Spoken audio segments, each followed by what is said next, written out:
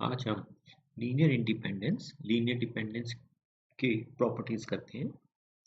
Linear independent हम जानते हैं कि V अगर हमारा वेक्टर स्पेस है ओवर फील्ड है, देन ये जो vectors V1, V2, V3, Vn are linear independent over field F कि फील्ड F पर यह लीनियर एक घात स्वतंत्र होंगे, लीनियर इंडिपेंडेंट होंगे यदि alpha 1 V1 plus alpha 2 V2 plus alpha n Vn 0 हो, और यह तभी संभव हो जब अल्फा 1 अल्फा 2 ये सब 0 है। यदि ये सभी 0 हो, यहाँ अल्फा आई आप जानते ही हैं फील्ड के एलिमेंट्स हैं, यदि यह वाली बात तभी संभव हो जब अल्फा 1 अल्फा 2 अल्फा n यह सभी 0 हो, तो उस केस में हम कहते हैं कि हमारे ये वेक्टर्स लीनियर इंडिपेंडेंट है। और अगर इनमें से एक भी 0 नहीं होगा, नॉन जीरो होगा, उस केस में हम कहते हैं कि हमारे वेक्टर जो है v1 v2 vn यह लीनियर डिपेंडेंट है। चलिए इसकी प्रॉपर्टी करते हैं कि if v1 v2 vn are linear independent, कि यदि यह लीनियर इंडिपेंडेंट हो, then every vector in their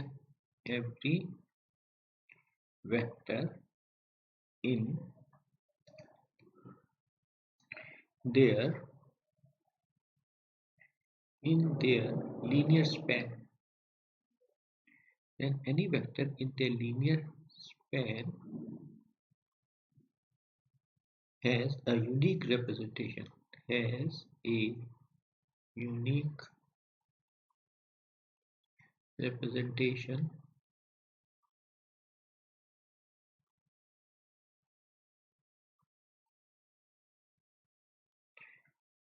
of the form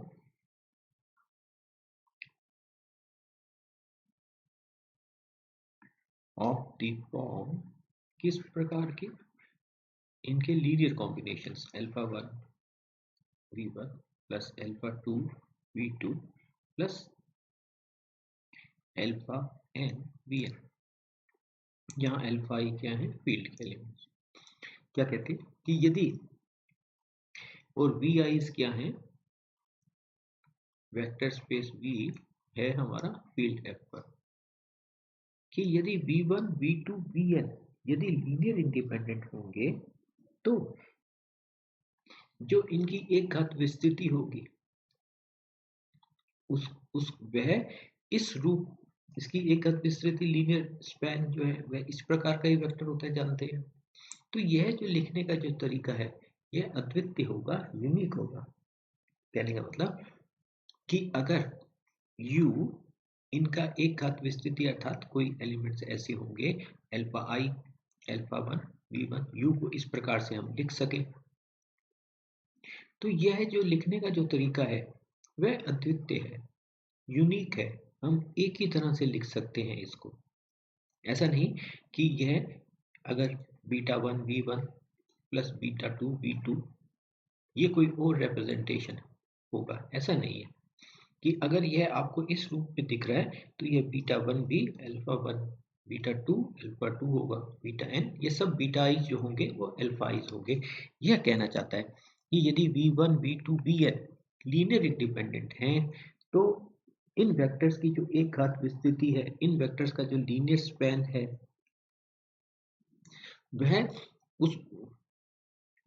वह उसका ये जो लिखने का जो तरीका है यह अद्वितीय होगा, यूनिक होगा। तो चलो late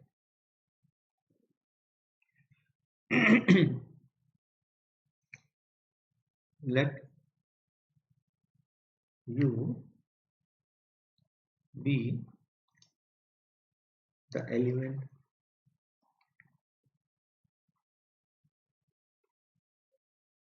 in linear the set of in the linear span of in the set, let U be the element in the set of linear span of these vectors v1 v1 v2।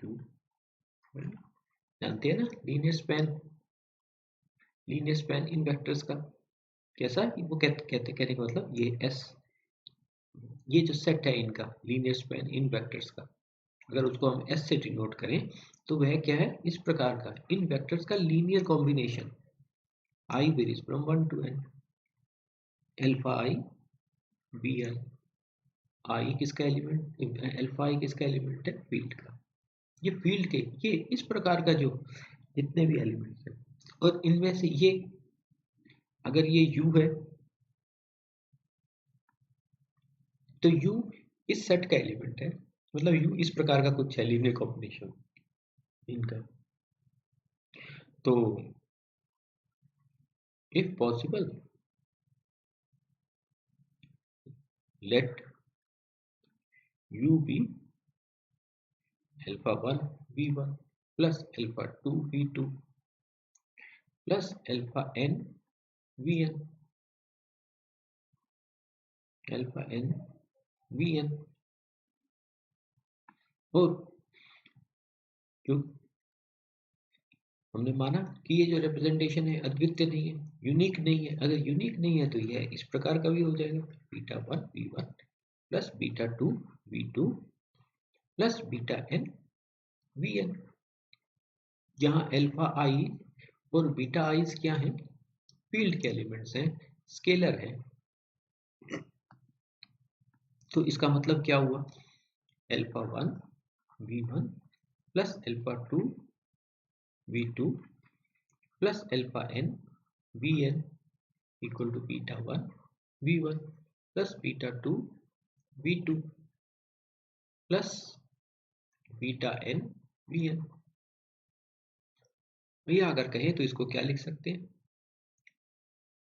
Alpha 1 ये इसका inverse जोड़ दिया हमने तो ये क्या हो जाएगा, alpha 1 v1 plus alpha 2 v2 plus alpha n vn minus beta 1 v1, इसका इन्वर्स जोड़ दिया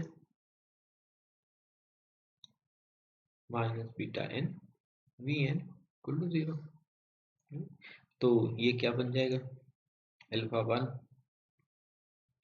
v1 वाली टर्म्स को साथ लिखें तो beta 1 v1 plus alpha 2 minus beta 2 v2 plus alpha n minus beta n vn equal to 0। पर लेकिन ये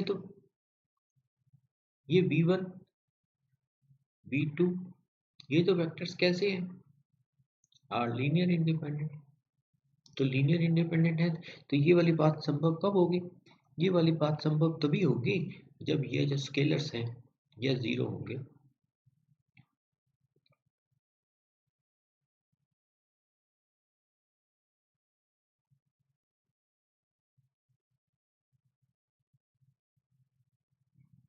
या अगर कहें तो alpha 1 equal to beta 1, alpha 2 equal to beta 2, alpha n equal to beta n। इसका मतलब u, ये जो हमने जो u को लिखने का जो तरीका था वह अद्वितीय है। देखो ये जो लिखा हमने कि u has a unique representation, this means that u has a unique representation.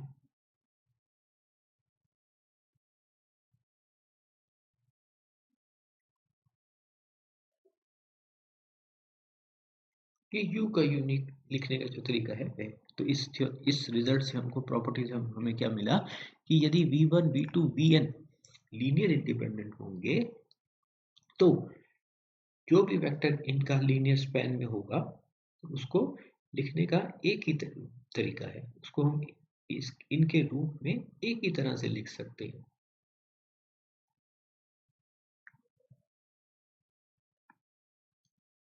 चलिए दूसरी प्रॉपर्टी करते हैं कि if V1 V2 Vn, if V1 V2 Vn are elements are in vector space V over field are elements of this set, then either they are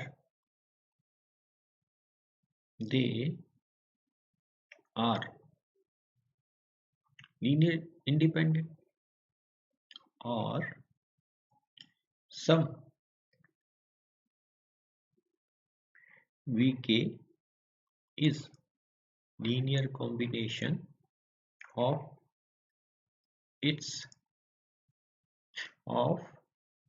the preceding vectors of the preceding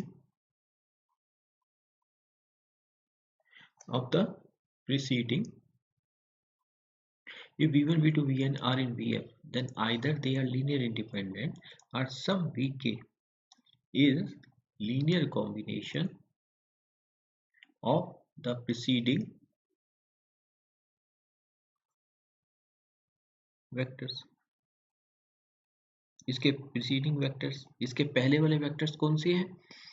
V1 V2 Vk-1।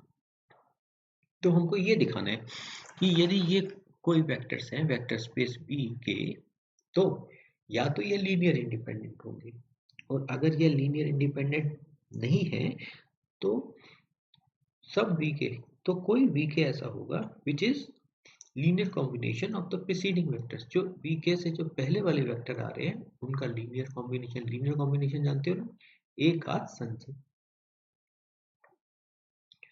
तो if यदि V1 V2 Vn are linear independent, एक घात स्वतंत्र है, अगर ये एक घात स्वतंत्र है then there is nothing to prove। तब तो ये अपने आप ही रिजल्ट जो है, थ्योरम जो है वो प्रूव हो गई। there is nothing to prove कि अगर ये वेक्टर्स लीनियर इंडिपेंडेंट है, वो कहता है या तो ये लीनियर इंडिपेंडेंट होंगे, तो अगर ये लीनियर इंडिपेंडेंट है तब तो बचा ही नहीं प्रूव करने का, तो अपने आप ही थ्योरम है। तो सो सपोज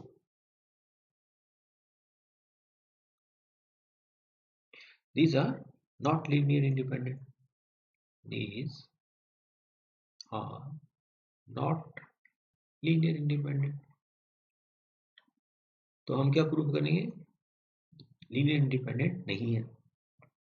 लीनियर इंडिपेंडेंट नहीं है तो इसका मतलब लीनियर इंडिपेंडेंट क्या होते हैं कि दिस मीन्स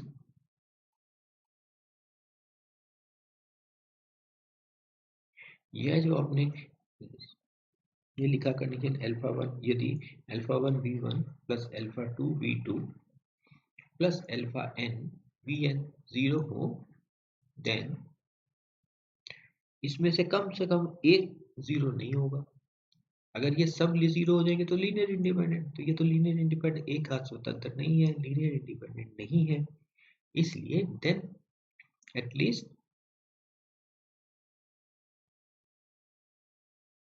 one of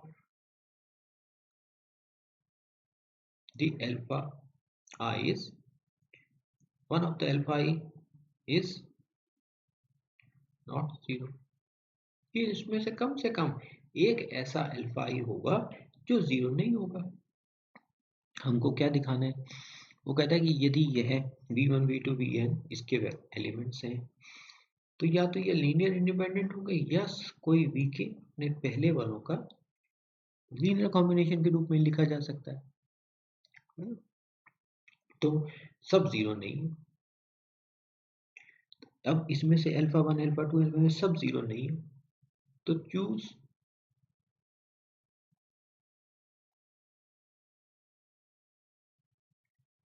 वो वाला ऐसा चूज अल्फा के चूज हम ऐसा v के चुनेंगे चूज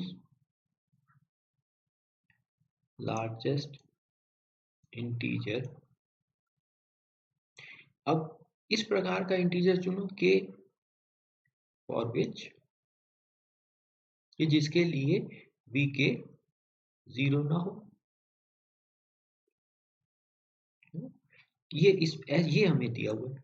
अब इसमें से ऐसा ये v के चुनो जो सबसे बड़ा, ऐसे हो सकता है कि ये 0 ना हो, अल्फा 3 0 ना हो, अल्फा के 0 नहीं है ना? इसमें से सबसे बड़ा जो है ये इंटीजर चुनो कि जिसके लिए v के 0 नहीं है।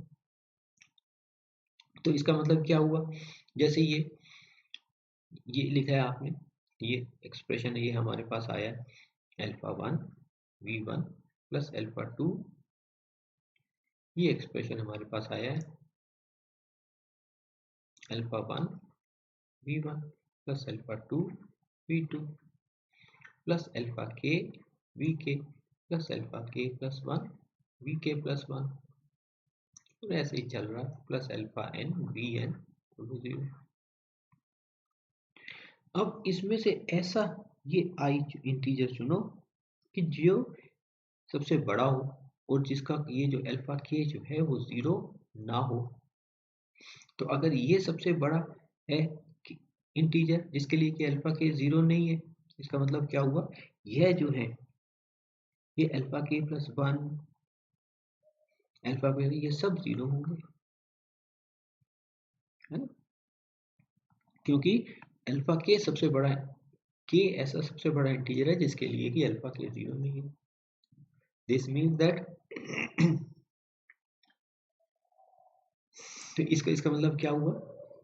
This mean alpha 1 v1 alpha 1 v1 plus alpha 2 v2 plus alpha के vk इक्वल टू 0, और vi अल्फा i 0 होंगे। कब ये अल्फा i 0 होंगे? ये k plus 1 k plus 2 k alpha, क्यों? For all i greater than k, ये alpha i सभी 0 होंगे। किस कौन से वाले? कि i की वैल्यू k से बड़ी होगी, है ना? तो इसका मतलब क्या हुआ? ये रहा अल्फा के, या इसको क्या लिख सकते हैं? अल्फा के वीके, अल्फा के वीके इक्वल टू ये minus of alpha 1 v1 plus alpha 2 v2 plus alpha के माइनस 1 वीके माइनस 1। अब अल्फा के तो 0 नहीं है, किसका एलिमेंट है? फील्ड का एलिमेंट है।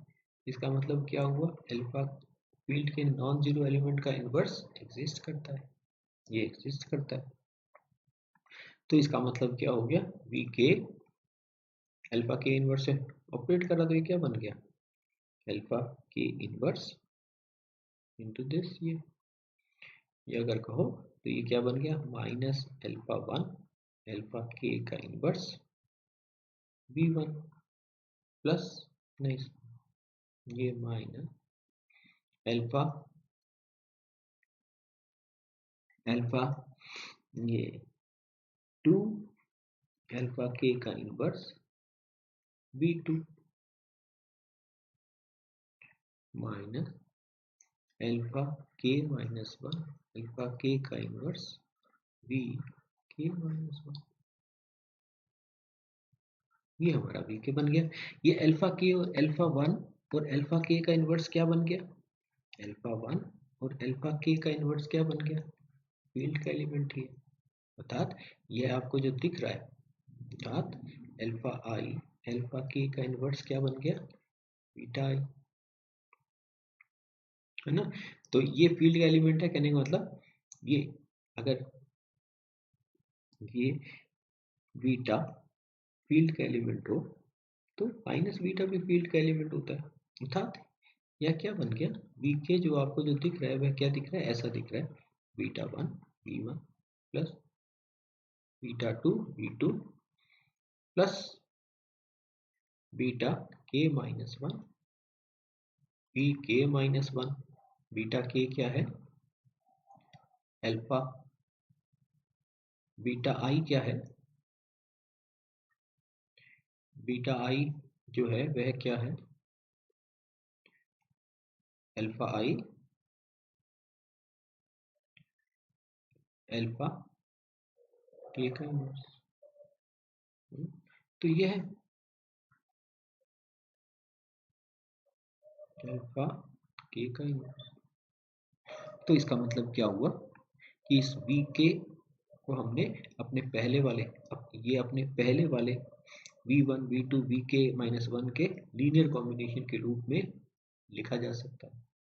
तो ये रिजल्ट हमको क्या कहता है कि या तो ये वेक्टर्स लीनियर इंडिपेंडेंट होंगे, एक घात स्वतंत्र होंगे, और अगर ये एक घात स्वतंत्र नहीं है, ये कोई भी वेक्टर्स हैं वेक्टर स्पेस VF के, तो या तो ये लीनियर इंडिपेंडेंट होंगे, और अगर ये लीनियर इंडिपेंडेंट नहीं है, एक घात स्वतंत्र नहीं है, तो ऐसा VK होगा जो अपने पूर्ववर्ती पहले वाले वेक्टर्स का लीनियर कॉम्बिनेशन होगा। ठीक है, आज के लिए इतना ही सफिशिएंट है। थैंक्स।